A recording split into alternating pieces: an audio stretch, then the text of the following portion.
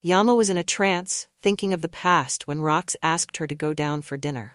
Lenny escorted her to the dining area. If not with her, she might be lost in the big mansion. He found Rox waiting for her at the table.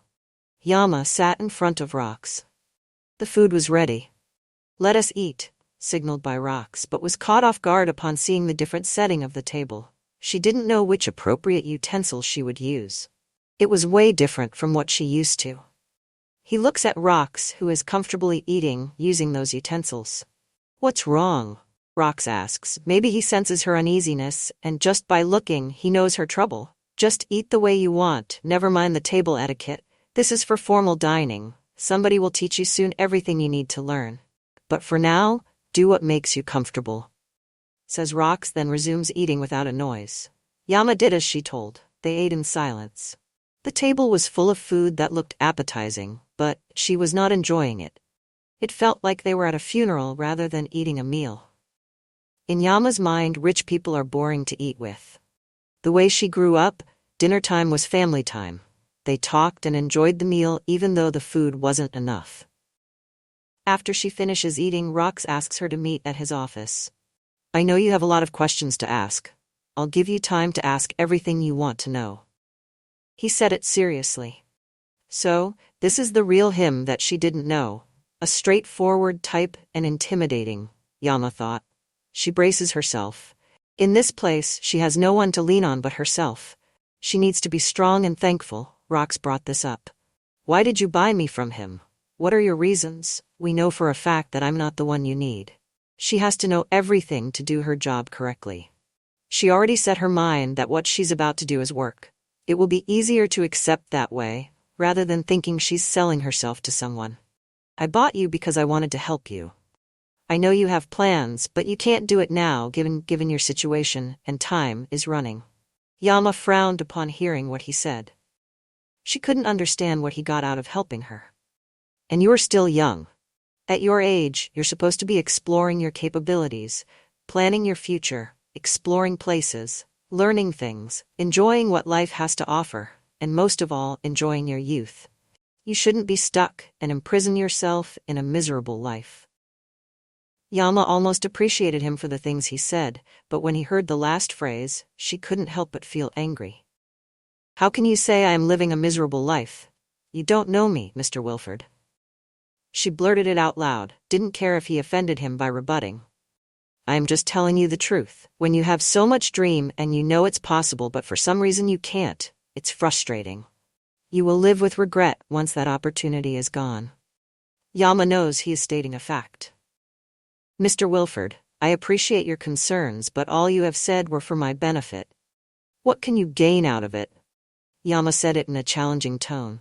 She couldn't see the point of why he did this. "I have my reasons why I'm taking you with me, but I prefer not to tell you yet. In time you will know and understand my actions." Yama nods. "May I know the scope of my responsibility? May I know what you expected me to be? I want you to be honest with me so I know where to stand and where I should be. You have spent a huge amount, and I don't believe you didn't expect in return. No man will do that, especially to a woman he hasn't had a connection with." Yama wants to be straight with him, so she knows what to do and how she plans her life after this. "You are right. I need you in my life. With my status in society, I need someone to accompany me in business and personal matters. You will go with me to attend social gatherings, meetings, and sometimes for leisure. Instead of paying an escort to accompany me, you have to fill that spot. You will act as my confidant, secretary, and companion at the same time my woman to fulfill the pleasure I need." So she is an all-in-one for the role. She thought she only served him as his bed partner. "Mr. Wilford, you know that I am lacking in education. I only finished high school and have less experience. How could I fulfill the task you ask when I'm not capable? You might become a laughingstock by others if I can't comply with the requirements you need. Call me Rox beginning tonight. I know all your concerns, that's why you will undergo training. I have someone to coach you in all the things you need to learn. The training is about personality development, improving your speaking and dressing up, how to manage and talk to a client, and handling different people, as you will be with me most of the time. You will be the front of my business. She suddenly feels overwhelmed with all the things she needs to do and the weight of responsibility she has to take. Rox, that's a big responsibility, and I am not sure if I can do it the way you expected. Her tone shows lacking in confidence. I know, and I have trust in you. You can only do this if you are interested and willing to adapt to the changes. My offers only stand once, and it is a lifetime opportunity for you. You can use this in your future endeavors when our contract ends. You will be exposed to different kinds of experience as you will be working closely with me. You will see firsthand how I work and how most businesses work. He is right. After their contract, she will have a good future. The training itself will equip her with all the things she needs to learn. You will be paid according to the job done. You will get the money once our contract is finished. No need to worry about your financial needs, as I'll give you my card to buy things and send money to your parents or for emergencies. Yama was shocked because she didn't expect anything. I still get something? I thought I was here as payment for the money John had gotten from you. No, you will be paid for each service you rendered. You are more than what you think. Rox looked at her straightly. Is the one-year contract true? She needs to ensure the duration of her stay. Yes, as I promise, you have my word. Yama nodded again. How was our sleeping arrangement? Would I sleep next to you? She is shy to ask it, but she needs to. Not for now, because we need to develop some connections first, so that it will not be awkward for the two of us. But someday, I'd like you to do it on your own accord, or whenever I ask. After all, I am a man with needs. At least he is considerate in that aspect, Yama thought, because she didn't know how to behave in front of him when that time came. Days have passed and Yama already got used to the situation she is in. Lini has briefed her regarding the flow at Rox's house. Lini also spells me some gossip about Rox's past. She came to know that he was a widow. His late wife died 10 years ago with their unborn child. She feels sad upon hearing it. In Yama's mind, Rox must love his wife dearly, still harboring the pain of losing them, and hasn't moved on until now. Maybe that's the reason why he remains single up to this age. There were rumors that he dated different girls, but nothing serious. She is the first one to step into his house. At least she has no relationship to ruin, only hers. From time to time, John's image and memories still hunt Yama. It made her broken and cry hard, questioning how they ended up this way. The years of being together, from childhood sweethearts, neighbors, and being friends for a long time, means nothing. The training has finally started. Yama came to know that Vera was a friend of Rox and introduced her as his girlfriend. At first glance, she notices that Vera is a woman of high status. They introduce each other. Vera asked her some personal questions. She wants to know how can she help her, how can she improve her personality, and what to work on. We'll start from the basics. I will teach you how to dress yourself to look good, glamorous, and sophisticated, including using makeup. How to walk in the crowd, captivating everyone's attention. Rox needs someone who could also bring him a good image, because it will carry his name. Yama nods at Vera as she starts briefing her about the training. We'll teach you how to handle yourself under pressure and how to carry a conversation when you're talking to someone. You have to be articulate and know how to answer interestingly. You should learn how to brace yourself. It's part of your job as his secretary and companion. Yama just listened carefully and tried to absorb what Vera had told her. Simple table etiquette is important. You must know how to use all the utensils according to their uses. That's one thing people look at you to see if you belong to their class. You should be mindful of your actions. Proper posture all the time, even if you feel numb. You have to look seductive when you are in front of everyone. Yama was gasping in all the information, but she tried to remember everything and take a note. You have to learn how to control your emotions even when you're about to cry and want to lose it. Because in this world, there are people who will try to put you down and have no breeding. One wrong move will ruin Rox's name, and he doesn't like it. Yama now realizes the difference between Rox from before and now. Has she misinterpreted Rox? The man she knows is easy to be with, but Vera says otherwise. I'll tell you some of his do's and don'ts because you may not know it yet. He's a different person when it comes to work and business. That's what you have to learn. She just nods again but feels dizzy. I see how you struggle with all I'm saying. One thing you should learn is never to show anyone your emotions. Learn to mask it and practice the art of no emotion and pretending. It's not easy to tangle with rocks, Vera reminded her. I have so much to learn. Do you think I can do it? Yama said it in a problematic way. Do you have a choice? Vera rebutted in an instant. Yama paused for a bit. Yeah, she doesn't have a choice. It's like he had to whether she likes it or not. Take a deep breath and relax yourself. Think of this as for your own good. Who knows, this is your ticket to success and stardom. This is a one-time opportunity, and you are lucky to have this opportunity, am I right? Then they slowly put into action all Vera had discussed. Good job, you learned fast. Yam felt happy upon Vera's compliment. Now we have to practice how to walk properly, like a model, but a subtle one.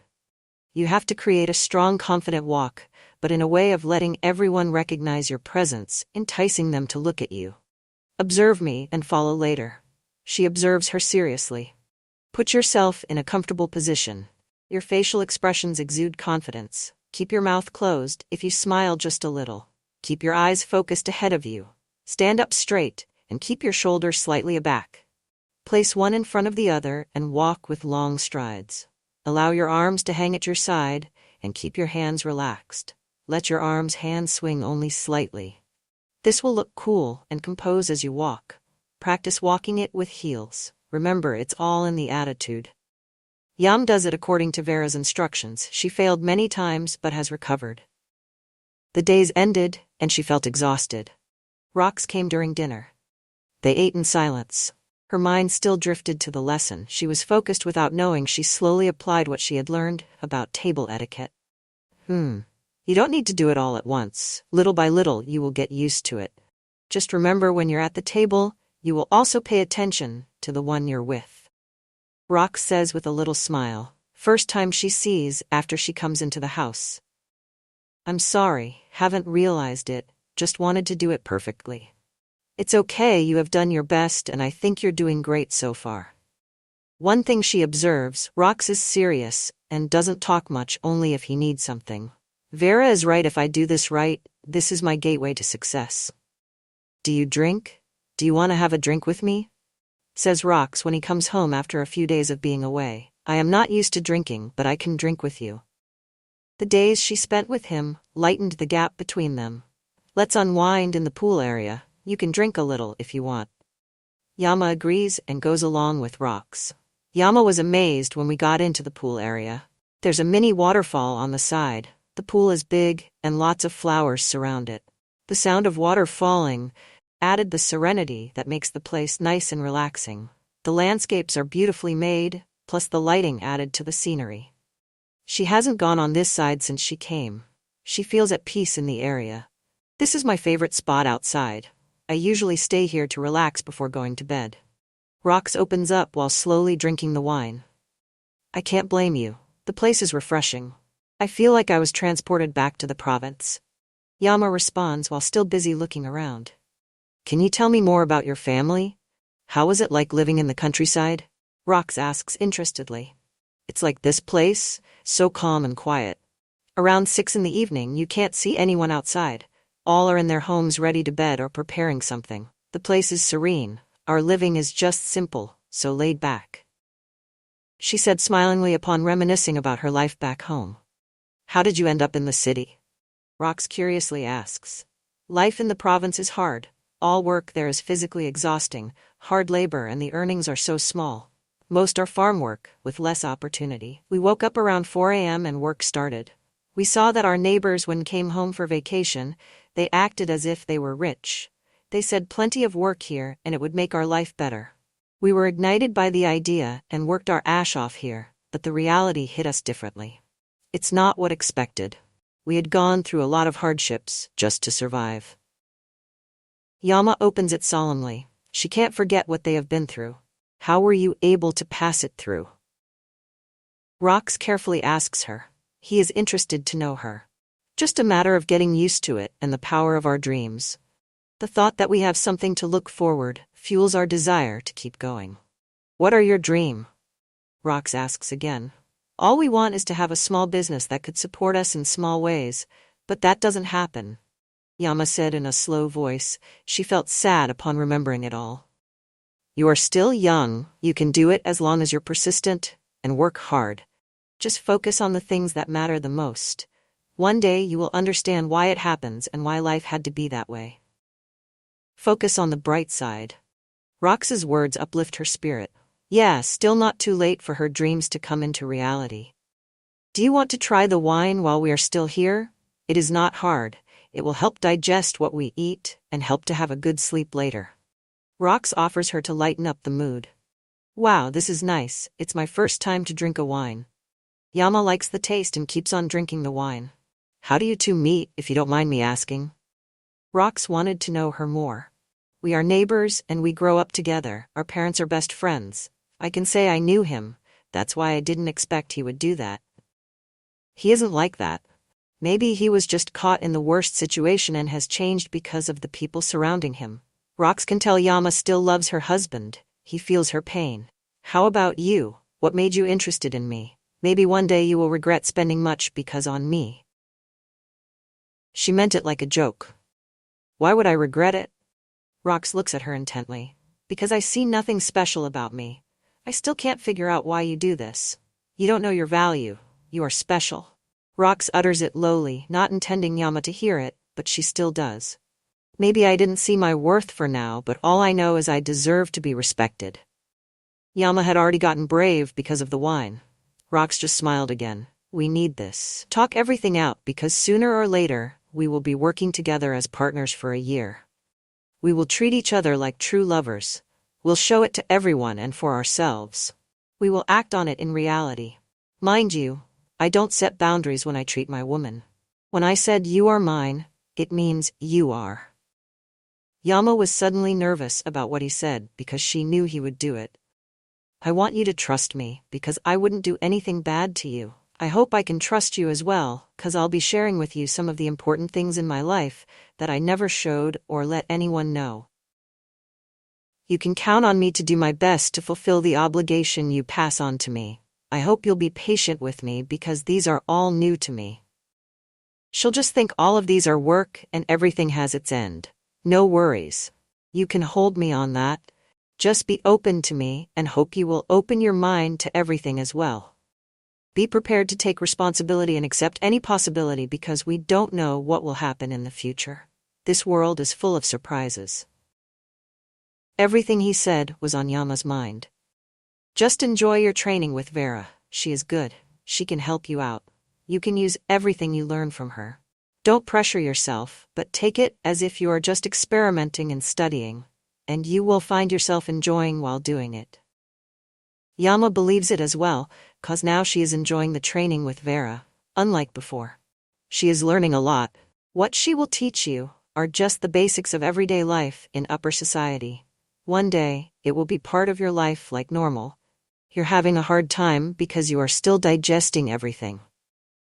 Yama agrees with Rox's statement. "I can give you things that you can't imagine you'll have, and soon you will understand why I'm doing it all for you. Just be open to me, and be honest with your feelings, because that's what made me like you." Yama thought that Rox was a deep man. Everything he said had a sense. She enjoyed their conversation without noticing the time. This is the first time they're talking on a deeper level, opening up to each other, and she likes what they have now. It's like normal. "Just don't forget that you can count on me, whatever it is. You are now my responsibility and my priority." He said it clearly and gently. Yama stared at him. Why should she be his priority? She was just like other women or his employees. She was by his side because of work and will act according to his will. The character of Rox is a big puzzle for Yama. He had some actions that she didn't understand. She wanted to know a lot about him but didn't want to be involved deeper in his life. She knows where she stands, and all are temporary.